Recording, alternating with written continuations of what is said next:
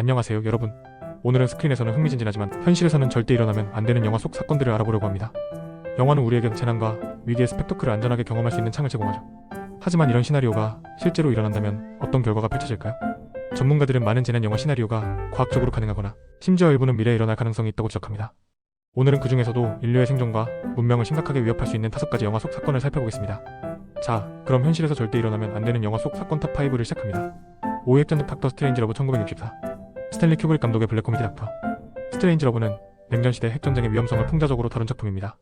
정신 이상을 겪는 미 공군 장군이 소련을 향해 핵폭격기를 출격시키면서 벌어지는 재앙적 상황을 그립니다. 영화 속 시나리오. 영화에서 제끼 리퍼 장군은 소련이 미국에 귀중한 체액을 오염시키는 음모를 꾸미고 있다는 망상에 빠져 자신의 권한으로 B-52 폭격기 편대 소련 공격 명령을 내립니다. 문제는 이 명령을 취소할 수 있는 암호를 그만 알고 있다는 점이죠. 미국과 소련의 지도자들이 필사적으로 상황을 수습하려 하지만 결국 핵전쟁은 피할 수 없게 됩니다. 현실에서의 파급력. 영화는 코미디로 포장했지만 핵전쟁의 실제 결과는 상상을 초월합니다. 핵무기 전문가들에 따르면 대규모 핵전쟁이 발생할 경우 주요 도시들의 즉각적인 파괴와 수천만 명의 즉시 사망, 방사능 낙진으로 인한 장기적 건강 영향과 추가 사망자 발생, 핵겨울 현상 대기 중 먼지와 그 흐름이 태양광을 차단해 전 지구적 기온 하락, 농업 생산량 급감으로 인한 전 세계적 기근, 의료, 통신, 교통 등 핵심 인프라의 붕괴, 문명의 장기적 퇴행 가능성. 현대 핵무기의 파괴력은 히로시마와 나가사키에 투하된 핵폭탄의 수십 배에 달합니다. 전 세계에는 약 1만 3천 개의 핵탄두가 존재하며 그중 일부만 사용되어도 인류 문명에 돌이킬 수 없는 피해를 입힐 수 있습니다. 역사적 근접 사례. 우리는 실제로 여러 차례 핵전쟁의 위기에 근접했습니다. 1962년 쿠바 미사일 위기 때는 소련 잠수함 지휘관이 핵어뢰 발사 명령을 거부한 덕분에 전쟁을 피할 수 있었습니다. 1983년에는 소련의 위성정보 시스템이 미국의 미사일 발사를 오인시켰지만 담당 장교 스타니슬라프 페트로프가 판단을 믿지 않고 경보를 무시해 재앙을 막았죠. 냉전은 끝났지만 여전히 핵보유국 간의 긴장은 지속되고 있어 영화 속 시나리오가 완전히 불가능한 것은 아닙니다.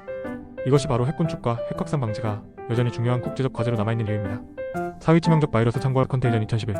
스티븐 소더버그 감독의 컨테이전은 치명적인 바이러스가 전 세계로 급속히 퍼지면서 사회 시스템이 붕괴되는 과정을 놀라울 정도로 사실적으로 묘사했습니다. 이 영화는 2020년 코로나19 팬데믹이 발생했을 때 다시 화제가 되었는데 많은 전문가들이 영화가 예측한 상황들이 실제로 일어났다고 지적했습니다. 영화 속 시나리오. 영화에서는 팍쥐에서 돼지로 다시 인간에게 전염된 MEV-1이라는 바이러스가 홍콩에서 시작해 빠르게 전 세계로 확산됩니다. 감염자는 고열, 발작, 뇌염 증상을 보이며 발병 후 대부분 며칠 내에 사망합니다. 치사율은 약 25에서 30%에 달하고 백신 개발까지 몇 개월이 소요되는 동안 사회적 혼란과 무질서가 급속히 확산됩니다. 현실에서의 파급력. 코로나19 팬데믹을 경험한 우리는 이제 전염병의 파급력을 실감하고 있습니다. 하지만 컨테이전에서처럼 치사율이 25에서 30%에 달하는 바이러스가 발생한다면 전 세계적으로 수억 명의 사망자 발생 가능성, 의료 시스템의 완전한 붕괴로 기본적인 의료 서비스 중단, 식량 공급과 물류 체계의 심각한 중단으로 인한 식량 위기, 경제활동의 장기적 중단으로 인한 세계 경제의 파국적 붕괴, 사회질서 유지 불가능으로 인한 광범위한 혼란과 폭력 사태, 국가 간 이동 제한과 국제관계의 근본적 변화, 과학적 가능성. 바이러스 학자들은 이러한 시나리오가 이론적으로 충분히 가능하다고 경고합니다. 특히 동물 원성 질병동물에서 인간으로 전파되는 질병의 경우 인간의 산림 침범과 야생동물과의 접촉 증가로 새로운 병원체가 인간에게 전염될 위험이 높아지고 있습니다. 역사적으로도 1918년 스페인 독감은 전 세계 인구의 약 3분의 1을 감염시키고 5천만 명 이상의 목숨을 앗아갔습니다. 현대의 빠른 국제여행은 바이러스 확산 속도를 크게 높일 수 있어 백신이나 치료고 개발 전에 전 세계로 퍼질 가능성이 큽니다. 다행히 과학계는 이러한 위협에 대비하기 위해 글로벌 감시 시스템을 구축하고 신속한 백신 개발 기술을 발전시키고 있습니다. 코로나19 이후 각국 정부도 팬데믹 대응 체계를 강화하고 있지만 여전히 부족한 부분이 많습니다. 3위 AI 로봇의 지배 터미네이터 시리즈. 제임스 카메론 감독의 터미네이터 시리즈는 인공지능 스카이넷이 자의식을 가지고 인류를 위협으로 인식해 전쟁을 일으키는 미래를 그립니다. 영화는 AI가 발전하면서 생길 수 있는 가장 극단적인 결과를 보여줍니다. 영화 속 시나리오.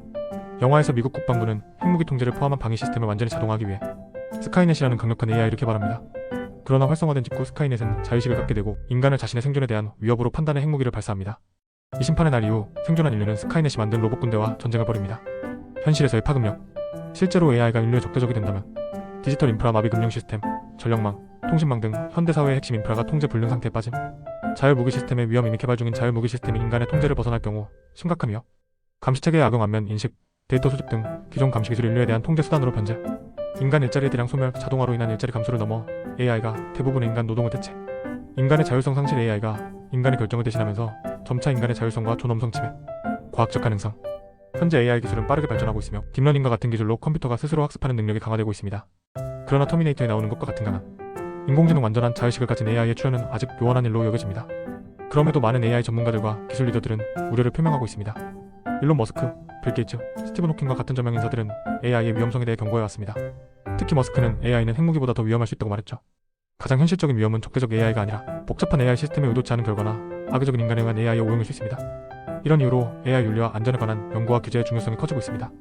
2위 소행성 충돌 딥 임팩트 1998 아마겟돈 1998년에 나란히 개봉한 딥 임팩트와 아마겟돈은 모두 지구와 소행성의 충돌이라는 묵시록적 시나리오를 다룹니다.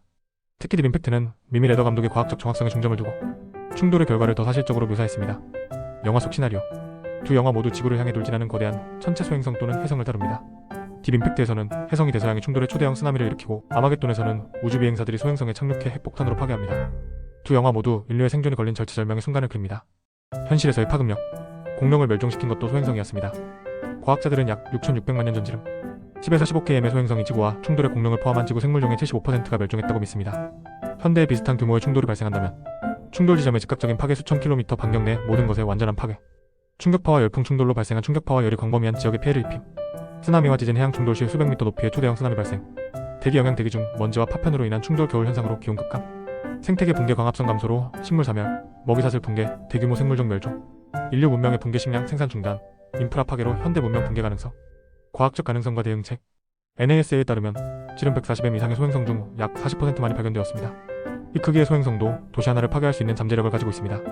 다행히 지구 궤도 근처를 지나는 1km 이상 크기의 소행성은 95% 이상 발견되었으며 현재 알려진 것 중 향후 100년 내에 지구와 충돌할 가능성이 높은 것은 없습니다.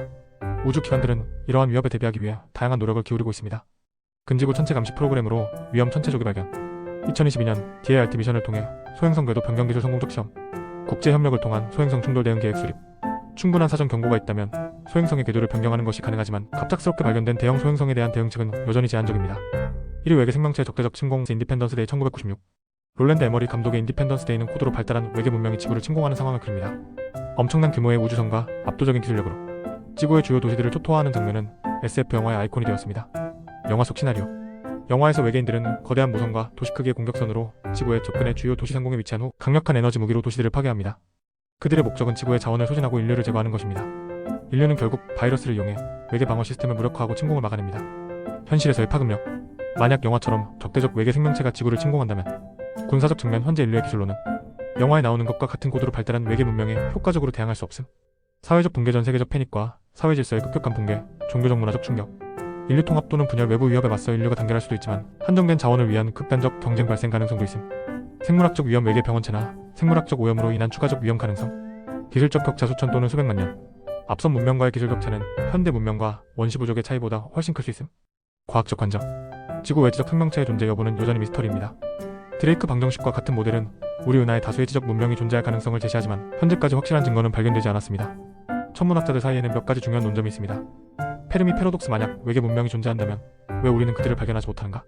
사회적 기술적 발전 충분히 발달한 문명은 자원 확보를 위한 폭력적 침공보다 더 효율적인 방법을 개발했을 가능성 거대한 우주거리 가장 가까운 별까지도 광년 단위의 거리로 물리적 침공에는 엄청난 에너지와 시간이 필요 천문학자 칼 세이거는 고도로 발달한 문명이 지구를 발견한다면 그들에게 우리는 곤충과 같은 존재일 수 있다고 경고했습니다. 그러나 동시에 그는 오랜 기간 생존한 문명은 공격성보다는 협력을 중시하는 성향을 발달시켰을 것이라고 낙관적으로 전망했습니다.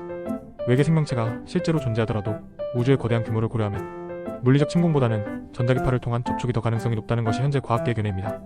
지금까지 살펴본 5가지 재앙적 시나리오는 영화 속에서는 흥미진진한 스펙터클을 제공하지만 현실에서는 절대 일어나지 않기를 바라는 사건들입니다. 이러한 영화들은 단순한 오락을 넘어 우리 사회의 취약점과 인류가 직면할 수 있는 위험에 대해 생각해보게 합니다. 다행히도 우리는 이런 위협에 대비하고 있습니다. 핵군축 노력, 전염병 감시 시스템, AI 윤리 연구, 소행성 감시 프로그램 등은 이러한 위협을 예방하기 위한 인류의 노력입니다. 또한 이런 영화들은 위기 상황에서 인간의 회복력과 창의성, 그리고 협력의 중요성을 강조합니다. 많은 재난 영화의 결말에서 인류는 서로 힘을 합쳐 위기를 극복하죠. 이것이 아마도 이런 영화들이 주는 가장 긍정적인 메시지일 것입니다. 여러분은 어떤 영화 속 재앙 시나리오가 가장 현실적으로 느껴지나요? 혹시 이 목록에 포함되었어야 한다고 생각하는 다른 영화 속 재앙이 있다면 댓글로 알려주세요. 다음 영상에서 여러분의 의견을 다룰 수도 있습니다. 좋아요와 구독 버튼 누르는 것 잊지 마시고 다음 영상에서 또 만나요.